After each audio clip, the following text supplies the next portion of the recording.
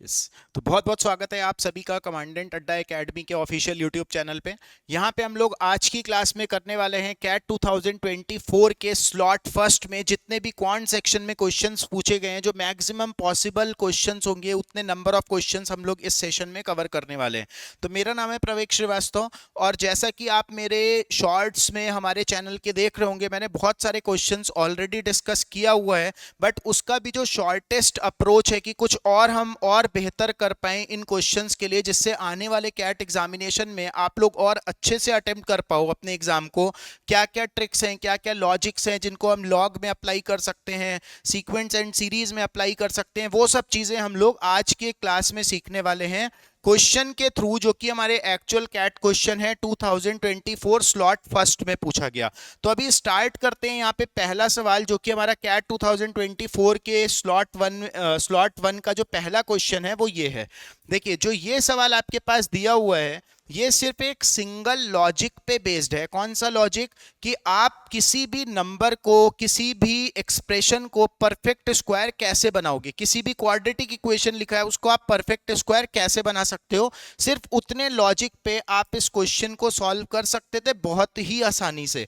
जैसे for example मैंने यहाँ पे बोला कि एक्स स्क्वायर प्लस 4x या x square plus 2x plus 7 is equal to, ऐसा कुछ था, और मैंने बोला इसको आपको बनाना है परफेक्ट स्क्वायर। तो परफेक्ट स्क्वायर बनाने का जो तरीका है आपको यहाँ पे वो थोड़ा पता होना चाहिए कि हम कैसे बनाते हैं। देखो, जो भी x का कॉफिशिएंट होगा ये, इसका आपको करना है हाफ। हाफ मतलब 2 को आपने 2 से डिवाइड कर दिया, कितना आया 1। जो भी x का कॉफिशिएंट है उसको करो हाफ और उसका कर दो स्क्वायर। तो अगर जो हमने हाफ करके जो नंबर आया उसका स्क्वायर कितना आ गया है, हमारे पास 1 आ गया है। तो हम यहां पे ऐसा बोल सकते हैं कि x square plus 2x plus 1 जो होगा ना, ये हमारा एक परफेक्ट स्क्वायर रहा होगा।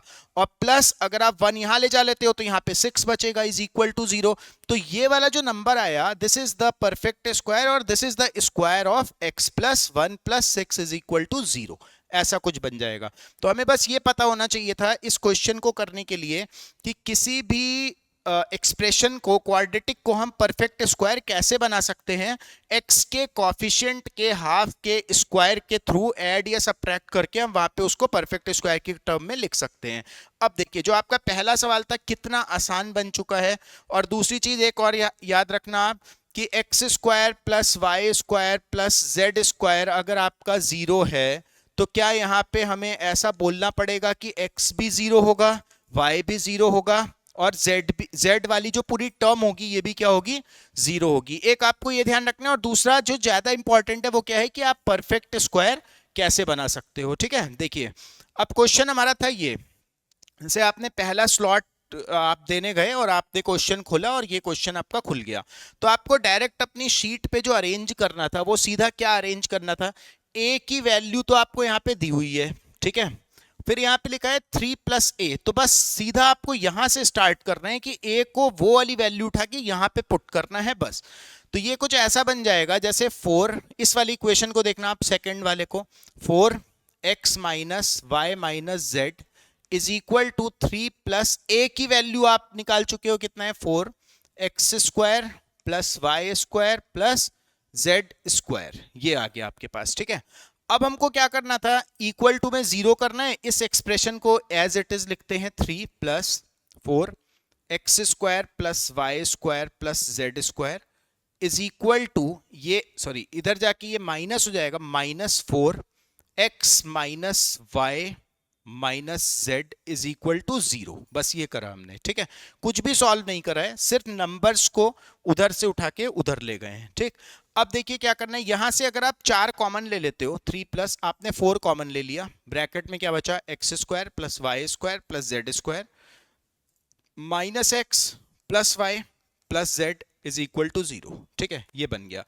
अगर अब आप ये करते हो, 4 से पूरे इक्वेशन को डिवाइड कर देते हो, then you will get 3/4 plus ये तो 4/4 कैंसिल हो जाएगा, x square plus y square plus z square minus x plus y plus z is equal to 0। ये बन गया आपका फाइनल इक्वेशन। ठीक है, कुछ भी सॉल्व नहीं करा है, बस अब यहां पे हमारा रोल स्टार्ट होता है कि आप परफेक्ट स्क्वायर कैसे बनाते हो। परफेक्ट स्क्वायर अगर आपको इसको बनाना होगा तो आप क्या करोगे, इसमें देखो x वाली टर्म को आप सिर्फ अभी देखना, सिर्फ x वाली टर्म को देखो, एक्स स्क्वायर और माइनस एक्स, तो इसका कॉफिशिएंट क्या है 1, 1 का आधा कितना होगा 1/2, 1/2 का स्क्वायर कितना होगा 1/4। तो अगर आपको x वाली टर्म को परफेक्ट स्क्वायर बनाना है तो आपको एक्स स्क्वायर माइनस एक्स और प्लस 1/4 यहां पे करना पड़ेगा, तभी ये परफेक्ट स्क्वायर बनेगा। अब सिर्फ y वाली टर्म को देखना, सिर्फ y को हमने क्या लिखा, plus y square, plus y को एज इट इज लिख दिया, और प्लस y का कॉफिशिएंट 1 है, 1 का आधा 1/2, 1/2 का स्क्वायर 1/4, तो यहां पे भी आपको 1/4 चाहिए, तब ये परफेक्ट स्क्वायर बनेगा। और प्लस सिमिलरली z को भी अगर आप देखते हो तो z स्क्वायर तो यहां पे था ही, प्लस z भी था, और प्लस 1/4 अगर मिलेगा तो ये भी परफेक्ट स्क्वायर बन जाएगा, इज इक्वल टू 0। हमने यहाँ पे देखा हमारे पास टर्म तो ये वाली थी, लेकिन 1/4 1/4 1/4 और आ चुका है, और हमारे पास एक बाहर एक नंबर था 3/4, तो क्या हम 3/4 को ऐसा बोल सकते हैं कि 1/4 प्लस 1/4 प्लस 1/4, ऐसा बोल सकते हैं? तो आप सीधा ये बोल सकते हो कि ये 3/4 जो था ना, 1/4 1/4 1/4 को आपने इधर अंदर शिफ्ट कर दिया, तो यहां से ये 3/4 अब यहां से हट चुका है, यही वाला आपका अंदर जा चुका है, ठीक है। तो अब हमारे पास जो फाइनल कैलकुलेशन बनी वो क्या बनी, x माइनस 1/2 का whole square plus y plus 1/2 का होल स्क्वायर, ठीक है, प्लस z प्लस 1/2 का whole square is equal to 0। और अभी हमने क्या बोला था कि अगर ये तीनों स्क्वायर 0 हैं, इट मींस कि आपका ये जो है ये टर्म भी 0 है, ये भी 0 है और ये भी 0 है। तो क्या अगर ये 0 हो गया तो क्या हम ऐसा बोल सकते हैं कि x की वैल्यू 1/2 होगी, y की वैल्यू माइनस 1/2 होगी, और z की वैल्यू भी क्या होगी, माइनस 1/2 होगी, ठीक है। इस पे हमने कई क्वेश्चंस करे हैं अलजेब्रा में, 1/2 माइनस 1/2 z भी माइनस 1/2, तो ये क्या हो जाएगा, 0 हो जाएगा। अगर आपके पास ये तीनों निकल चुका है, आपसे क्वेश्चन क्या पूछ रहा था, a की वैल्यू निकालने को बोलता है, तो a क्या है 4 टाइम्स ऑफ, a क्या है 4 टाइम्स ऑफ एक्स स्क्वायर, मतलब इसका स्क्वायर 1/4, प्लस वाई स्क्वायर मतलब इसका स्क्वायर, ये भी 1/4 हो जाएगा, माइनस माइनस प्लस होता है स्क्वायर, और प्लस z का स्क्वायर मतलब ये भी 1/4 हो जाएगा। तो हमारे पास जो आंसर होगा 4 इंटू 3/4, मतलब आंसर जो था इस क्वेश्चन का वो था 3। तो कैट में बिल्कुल अटेम्प्ट करने लायक क्वेश्चन था ये, ऐसा नहीं था कि इस क्वेश्चन को हम स्किप करें, छोड़ें, हमने नहीं पढ़ा है, इतना हमें करना पड़ेगा, इतना एफर्ट डालना पड़ेगा अगर आप कैट एग्जाम के लिए प्रिपेयर कर रहे हो। जैसे ही आप क्वेश्चंस को देखते हो आपके माइंड में कुछ चीजें चलनी चाहिए कि हम ये इस वाले क्वेश्चन में ये मेथड लगेगा, इसमें ये लगेगा, सीक्वेंस एंड सीरीज का क्वेश्चन है तो हमें एपी का सम का फॉर्मूला पता होना चाहिए, मतलब माइंड आपका उस हिसाब से चलना स्टार्ट हो जाना चाहिए, तभी आप एग्जाम में कैट क्वेश्चन में, कैट के क्वेश्चन एग्जाम में एक अच्छा खासा परसेंटाइल स्कोर कर सकते हो, ठीक है। देखिए अगला सवाल देखो, जैसे अभी मैं सीक्वेंस एंड सीरीज की बात कर रहा था, और यहाँ पे हमारा जो नेक्स्ट क्वेश्चन आया है वो किसका आया है, सीक्वेंस एंड सीरीज का, ठीक है। यहाँ पे हमसे बोलता है अर्थमेटिक प्रोग्रेशन, तो आपको एपी जैसे ही उसने बोल दिया, जैसे ही एपी बोला गया, तुरंत आपके माइंड में एपी के सम का फॉर्मूला आना चाहिए, एपी के एन टर्म का फॉर्मूला आना चाहिए। तो यहाँ पे सम जैसी तो कुछ बात कर नहीं रहा है, उसने ये बोला कि x1 x2 x3 up to x100 terms यहाँ पे दी हुई हैं, that all are in arithmetic progression, वो सब एपी में है। एपी में क्या होता है, फर्स्ट टर्म को हम ए बोलते हैं, और जो कॉमन डिफरेंस होता है उनके बीच उसको हम डी बोलते हैं। जैसे मान लो 6 9 12 15 18, these all terms are in AP, जिसमें जो फर्स्ट टर्म ए है वो 6 है, और जिनका कॉमन डिफरेंस है, सबके बीच में जो बराबर डिफरेंस है वो है 3 का, ठीक। तो अभी हम यहाँ पे देखते हैं कि एन टर्म का फॉर्मूला, मैंने बोला ना आपके माइंड में चलना चाहिए, तो जो एन टर्म का फॉर्मूला क्या होता है, A plus N minus 1 into D. तो अगर मैं किसी भी एपी सीरीज का, A is what, A is first term, अगर मैं किसी भी एपी सीरीज का आपसे फिफ्थ टर्म बोल दूं तो आप क्या बोलोगे, सर ए प्लस 4d। अगर मैं बोल दूं नाइन्थ टर्म तो आप बोलोगे ए प्लस 8d। अब ये चीज हमारे माइंड में चलना चाहिए कि अगर लिखा है 16 टर्म तो हम उसको लिख सकते हैं ए प्लस 15d, अगर लिखा है 22वीं टर्म तो हम लिख सकते हैं ए प्लस 21d। बस उसी चीज का यहाँ पे हमें यूज करना है।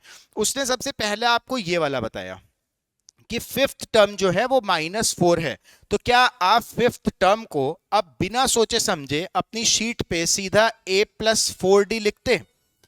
फिफ्थ टर्म को आप क्या लिखोगे, फिफ्थ टर्म जो आपका होगा वो आप डायरेक्टली a प्लस 4d लिखोगे, ठीक है। तो अगर fifth term a plus 4d की वैल्यू कितनी है, -4 हमें यहाँ पे क्वेश्चन में दिया हुआ है, इसको आपने अरेंज कर दिया, बस इतना ही अभी हमने सॉल्व करा है क्वेश्चन में। अब यहाँ पे देखते हैं, देखिए जैसे इन दोनों के पास 2 था, तो क्या आप इसको ऐसा लिख सकते हो सीधा, is equal to x11 plus x13/2, लिख सकते हो ऐसा? Just a minute. Hello hello, हाँ अभी कर रहा हूँ कॉल ना, क्लास ले रहा था, ठीक है ओके।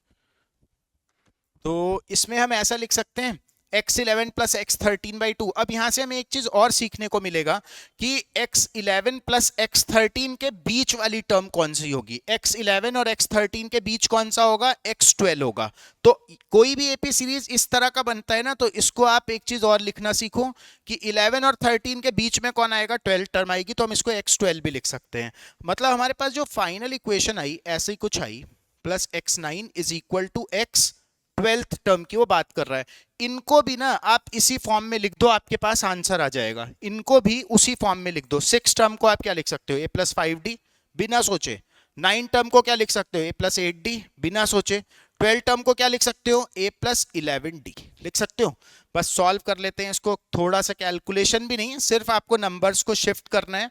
तो यहां से आपके पास a की वैल्यू आ जाएगी कितना, 8 और 5 13, 13 उधर जाके 11 से माइनस होगा तो -2d। a की वैल्यू आ गई आपके पास -2d। जैसे ही आपके पास a -2d आया, सीधा आप यहां पे जाओ, a की वैल्यू डालो -2d plus 4d is equal to -4। तो हम ऐसा बोल सकते हैं कि 2d की वैल्यू -4 है, तो हमारे पास d कितना आ गया, -2 आ गया, ठीक है। अगर हमारे पास d आ चुका है, तो आप इस d को उठा के यहां पे डाल दो, तो आपके पास a आ जाएगा। a की वैल्यू क्या थी आपके पास, -2d था, तो a is equal to -2d की वैल्यू क्या है, -2 है। तो आप बोल सकते हो कि a की वैल्यू कितनी आ गई, 4 आ गई। a 4 आ गया और d आ गया -2। क्वेश्चन खत्म हो चुका है। हमसे जो आंसर पूछ रहा है वो पूछ रहा है 100 टर्म कौन सी होगी, x 100 इक्वल्स 100 टर्म कौन सी होगी। तो जो हमारी 100 टर्म होगी x 100 को क्या आप लिख सकते हो a प्लस 99d, बिना सोचे, बिना सोचे क्या आप ऐसा लिख सकते हो, बिल्कुल लिख सकते हो।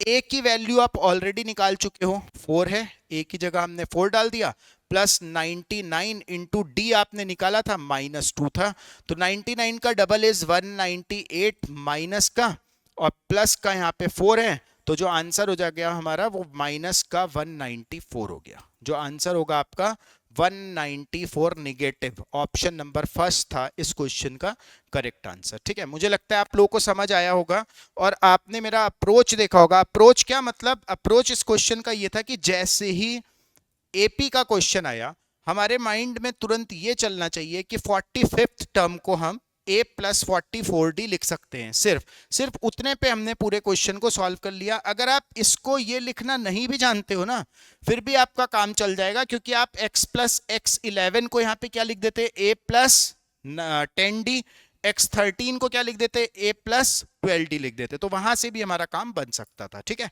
चलिए अगला सवाल देखते हैं। नेक्स्ट क्वेश्चन ये है, नेक्स्ट क्वेश्चन है हमारा कैट का, जो बिल्कुल भी स्किप करने वाला क्वेश्चन नहीं है। मुझे लगा ही नहीं कि हम इस क्वेश्चन को स्किप करेंगे, बिल्कुल भी। इसको हम बिल्कुल अटेम्प्ट कर सकते हैं, बस थोड़ी सी आपको क्या बनानी है, अपनी थिंकिंग कैपेबिलिटी को स्ट्रांग बनाना है। एग्जाम में थोड़ा सा सिलेक्टिव अप्रोच लेके चलना है। लेट्स से मुझे टाइम एंड वर्क करना नहीं आता, वैसे तो कोई भी ऐसा नहीं होगा जिसको टाइम एंड वर्क ना आता हो, if you people are preparing for CAT exam. तो अगर इन केस आपको टाइम एंड वर्क नहीं आता और वहां पे पहला सवाल टाइम एंड वर्क का खुला, तो आपको बिल्कुल जज्बाती होके नहीं सोचना कि मुझे अटेम्प्ट करना ही है, बिल्कुल भी नहीं, ऐसा नहीं सोचना। अगर आपको नहीं आता उसको स्किप करो, this is called selective approach. Selective approach से चलोगे अच्छा खासा परसेंटाइल स्कोर हो जाएगा, ठीक है। अभी तो हम इसका एक एक क्वेश्चन सॉल्व कर रहे हैं कैट 2024 के स्लॉट फर्स्ट का, ठीक। बोलता है if the equation this is equal to 0। चलो मैं तीनों इक्वेशन यहाँ पे लिख ही लेता हूँ पहले, जिससे आप लोगों को थोड़ा सा समझना आसान हो जाए। एग्जाम में कभी भी ऐसा लिखने का ट्राई मत करना जैसे मैं लिख रहा हूँ, क्वेश्चन देखो और सीधा जो सॉल्यूशन वाला पार्ट है ना वो सॉल्व करना स्टार्ट करो। दूसरा क्या है, x² plus nx plus 17 is equal to 0।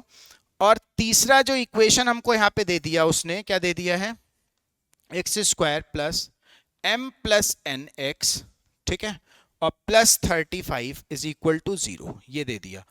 बोलता है have a common negative root, इन तीनों में एक कॉमन निगेटिव रूट है। कॉमन रूट समझ रहे हो, मतलब कॉमन रूट क्या होगा कि आपको बस x की वैल्यू निकालनी है। मान लो आपने x निकाल दिया 36, ठीक है।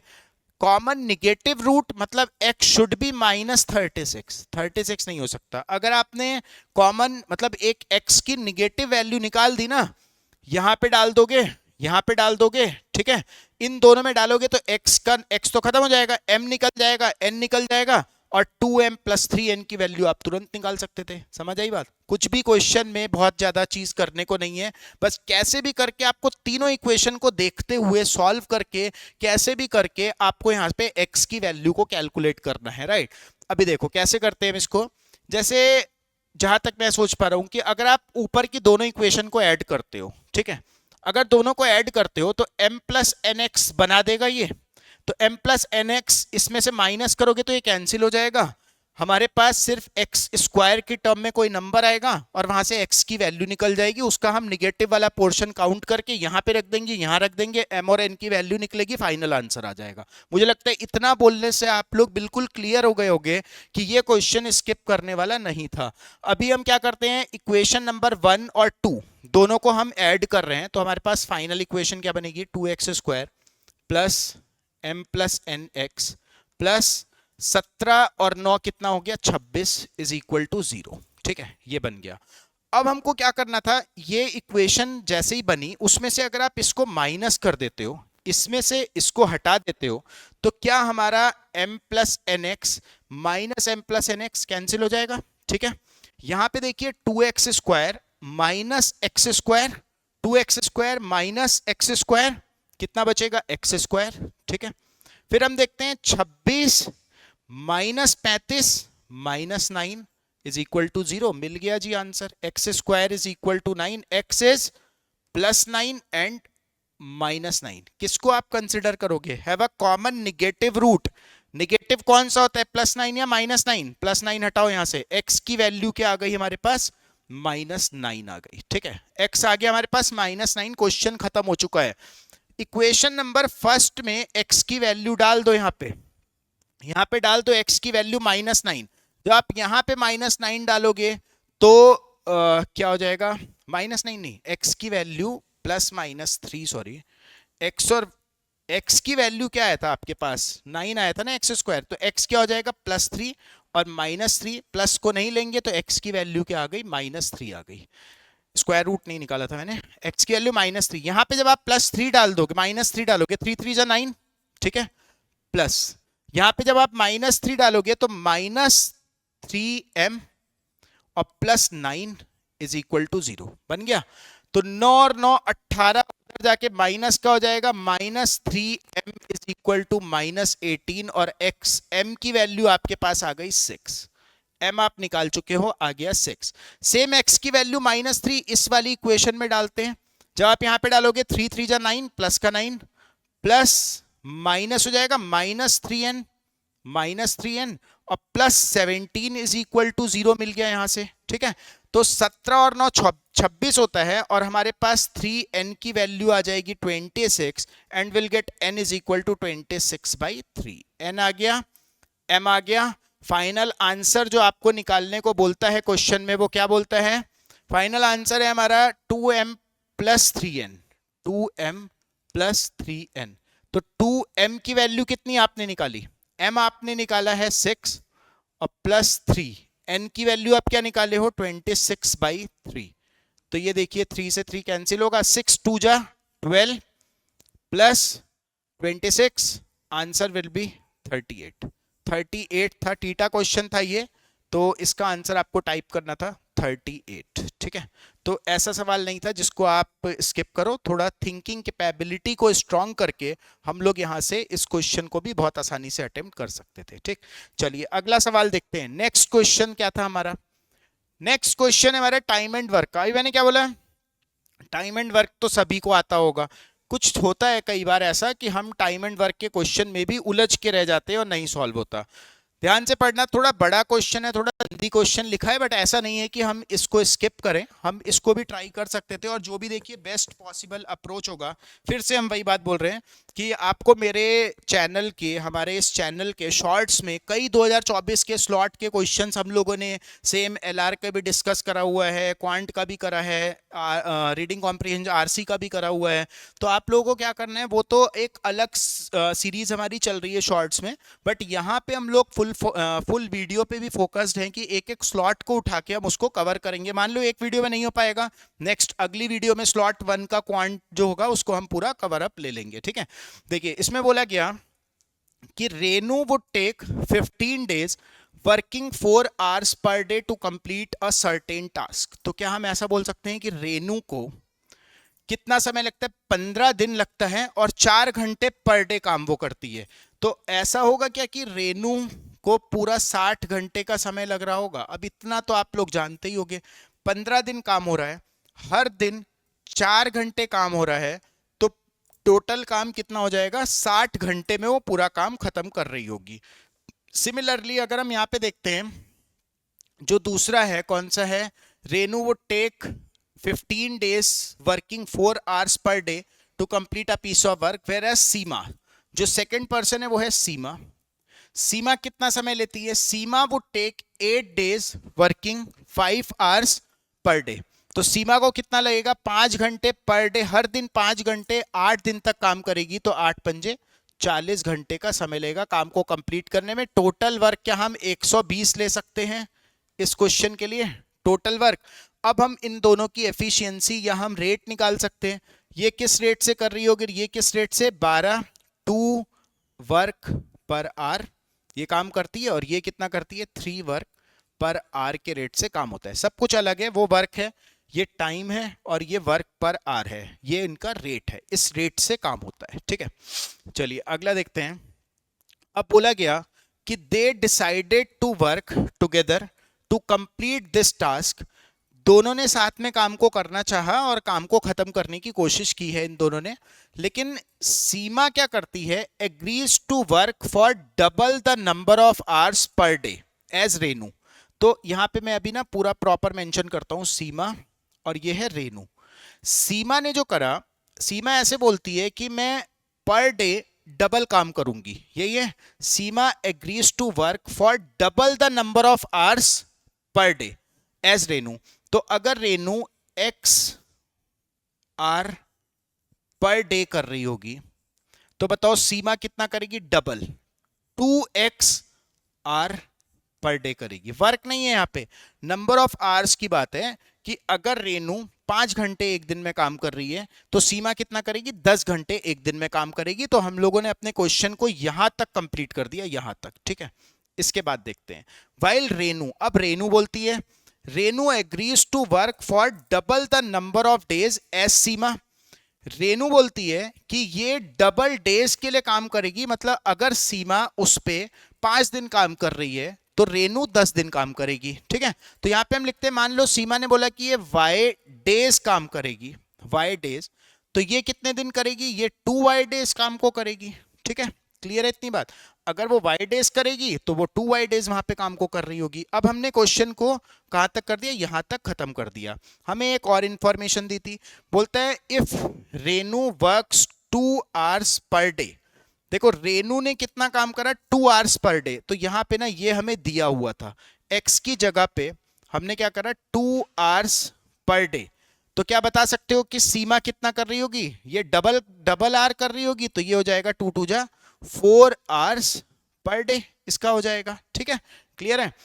अब यहां से हमने ये देखा कि अगर हम लोग यहां से एक काम करते हैं, हमें क्या निकालना है, Renu works 2 hours, then the number of days Seema will work is, मतलब हमें y की वैल्यू यहां पे निकालनी है, y की वैल्यू कितनी होगी। तो हम इसमें देखते हैं कि अगर ये 4 आवर्स पर डे करती है और y डेज तक करती है, तो क्या हम बता सकते हैं कि इसने कितने घंटे काम को करा होगा, ये तो निकाल सकते हैं, कितने घंटे, 4 आवर्स पर डे और y डेज, तो कितने घंटे इसका काम हुआ होगा, इसका काम हुआ होगा 4y आवर्स, 4y आवर्स काम हुआ होगा। आप यूनिट को भी देख के जज कर सकते हो, देखो आवर्स पर डे और डे, जब ये दोनों मल्टीप्लाई होगा तो डे से डे कैंसिल हो जाएगा और आर बचेगा, 4y आर काम हुआ होगा। यहाँ पे देखो ये कितने घंटे काम हुआ होगा, ये भी 4y आर काम इसने किया होगा, ठीक है। इतने इतने घंटे ये दोनों काम को करती हैं। अब क्वेश्चन में ये दिया हुआ था कि ये किस रेट से काम हो रहा है। यहाँ पे काम हो रहा है 2 वर्क 1 घंटे में, तो जो रेनू का है वो 2 वर्क 1 घंटे में है। तो क्या आप बता सकते हो कि रेनू ने काम कितना करा होगा, 1 घंटे में 2 काम वो करती है रेनू। तो यहाँ पे हमारे पास कितना आर है, हमारे पास है 4y आर। तो 4y आर में वो कितना काम कर देगी, 1 घंटे में 2 काम है, तो 4y आर में इंटू 2 मतलब 8y काम को कर देगी, 8y वर्क। और यहां पे देखो सीमा कितना करती है सीमा करती है 3 वर्क 1 घंटे में, तो यहाँ पे 4y आर में ये कितना कर देगी, इंटू 3 ये कितना काम कर देगी, 4 तिया 12 वर्क कर देगी और पूरा काम खत्म हो जाएगा। तो यहां से हमारा ये टोटल काम कितना निकल के आया, हमारा टोटल काम आया 12 और 8 20 काम आया। तो क्या हम ऐसा बोल सकते हैं कि 20 काम आया ना, 20y जो होगा, और टोटल वर्क हमें क्वेश्चन में दिया हुआ है 120 है, तो क्या y की वैल्यू हमारी कितनी आ जाएगी, 120/20 मतलब आंसर है 6। y आ गया हमारा 6 ना। और हमसे क्या पूछ रहा था, सवाल यही पूछ रहा था कि then the number of days Seema will work. तो हमने यहाँ पे निकाला है कि जो सीमा है वो y डेज काम को करेगी, और हम y की वैल्यू निकाल चुके हैं 6 है। तो जो आंसर होगा हमारा इस क्वेश्चन का वो क्या होगा, 6 डेज होगा, ठीक है। कैट का क्वेश्चन है और टाइम एंड वर्क का है, थोड़ा सा घुमाएगा वो सवाल को, बट ऐसा नहीं था कि अटेम्प्ट करने लायक ना हो, आप इसको कर सकते थे अगर आपका टाइम एंड वर्क पे थोड़ा भी कमांड है तो, ठीक। चलिए अगला देखते हैं। नेक्स्ट क्वेश्चन है ये, बहुत ही आसान। अगर आप टोशेंट अप्रोच के थ्रू इस पे जाते हो तो this question will be solved in hardly 20 seconds. Hardly 20 seconds में आप इस क्वेश्चन को कर सकते थे। हमसे पूछा what when this number is divided by 7 then what will be the remainder। Remainder theorem का क्वेश्चन है, रिमाइंडर क्या होगा। तो हमसे ये बोला गया कि 10 रेज़्ड टू पावर 100 था when this number is divided by 7। बहुत अच्छी चीज दी है कि नीचे 7 दिया है। when denominator is prime, जब ये वाला नंबर प्राइम होता है, टोशेंट अप्रोच से हम निकाल सकते हैं। आप अभी सिर्फ समझो कि हमें एग्जाम में करना क्या था। अगर ये प्राइम है तो इसका जो टोशेंट होगा इससे एक कम होगा, क्या होगा, 6 होगा, ठीक। जो भी इसकी पावर है this power should be divided by 6, और हमें बताना है रिमाइंडर क्या निकलेगा। अगर आप 100 को 6 से डिवाइड करते हो then you will get the remainder 4, ठीक है। तो अब हम फाइनल एक चीज लिखते हैं जिसको आप ध्यान से देखना, फाइनली कि 100 की पावर 10 की पावर 100/7 का जो रिमाइंडर होगा वही किसका रिमाइंडर रहा होगा, 10 की पावर 4/7 का। समझ आ रही बात। 7 का टोशेंट 6, प्राइम नंबर का टोशेंट एक कम होता है, 7 से एक कम करा 6, इसकी पावर को 6 से डिवाइड करके आपने रिमाइंडर चेक करा, रिमाइंडर कितना आया, 4 आया। अगर रिमाइंडर यहाँ पे 4 आया है तो 10 की पावर, मतलब जो आपसे पूछ रहा था ना, इसका रिमाइंडर वही होगा जो 10 की पावर 4/7 का रिमाइंडर होगा। ये तो निकाल सकते हो 10 की पावर 4/7। अगर इसमें भी कंफ्यूजन है, इसको 4 10 में ब्रेक कर लो, 4 10 में ब्रेक करो, 7 से डिवाइड करो, हर जगह पे रिमाइंडर निकाल दो कितना होगा। जब 10 7 से डिवाइड होगा रिमाइंडर 3, जब 10 7 से डिवाइड होगा रिमाइंडर 3, 10 7 से डिवाइड होगा रिमाइंडर 3, 10 7 से डिवाइड होगा रिमाइंडर 3। और इन सभी पॉजिटिव रिमाइंडर्स को अगर आप मल्टीप्लाई करते हो then you will get the remainder 81। But remainder आपका 7 से ज्यादा नहीं हो सकता, तो फिर से 7 से डिवाइड कर दो, 77 होगा और 11 टाइम्स होगा, और इसको आप डिवाइड करोगे तो रिमाइंडर कितना आ जाएगा, 4 आ जाएगा। 4 इज द करेक्ट आंसर, 4 है ऑप्शन बी। तो ये था हमारा क्वेश्चन नंबर 5 कैट 2024 के स्लॉट फर्स्ट का, ठीक है। तो चलिए अभी इतना ही रखते हैं, नेक्स्ट सेशन में आप देखना हम लोग आगे और 5-10 क्वेश्चंस करेंगे। तो 2 से 3 सेशन हमें पूरा कंप्लीट लगेगा इसको पूरा एक्सप्लेन करने में, कैट का 2024 के स्लॉट फर्स्ट के क्वेश्चन को, ठीक है। Okay, thank you so much, thanks for connecting.